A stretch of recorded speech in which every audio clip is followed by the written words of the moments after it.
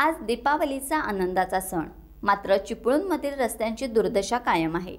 नागरिकांना व वाहन चालकांना खड्ड्यातूनच प्रवास करावा लागतोय। दिवाळीच्या दिवसापर्यंत खड्डे भरण्यात न आल्याने नागरिकांचा संताप व्यक्त होतोय। या संतापाचा आज स्फोट झाला।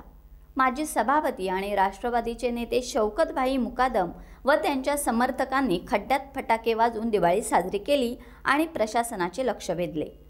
कळंबस्ते फाटा ते धामणंद रस्त्यावर खड्डे पडून दुर्दशा झाली आहे। या अनोख्या आंदोलनाने प्रशासनाचे लक्ष वेधले आहे। दरम्यान सरकार त्यांचेच असताना त्यांचेच आंदोलन होते, म्हणजेच नागरिकांच्या समस्यांकडे किती दुर्लक्ष होत आहे, अशा प्रतिक्रिया समाजमनातून उमटत आहेत। आज आम्ही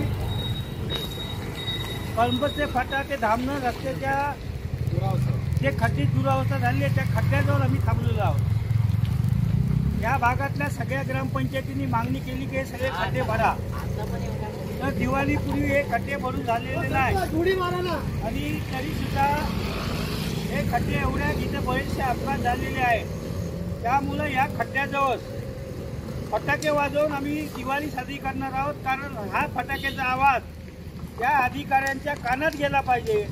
आणि म्हणून या ठिकाणी हे सगळे जे लोकप्रतिनिधी सगळे सरपंच वगैरे जमलेले आहेत, हे आम्ही फटाके या ठिकाणी वाजवतोय।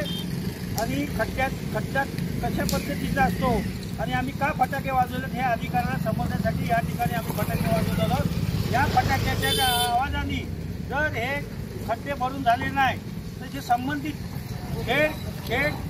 खेड BHCच्या अखत्यारीमध्ये, सार्वजनिक बांधकामाच्या अखत्यारीमध्ये हा रोड येतो, मग त्यांच्या कार्यालयामध्ये जाऊन आम्हाला फटाके वाजवावे लागतील। हे आम्ही त्यांना आधी सूचना इथे फटाके वाजवून देत आहोत। टाइम्स डिजिटलला लाईक करा, सबस्क्राईब करा, शेअर करा आणि बेल आयकॉन दाबायला विसरू नका। पाहत रहा टाइम्स डिजिटल।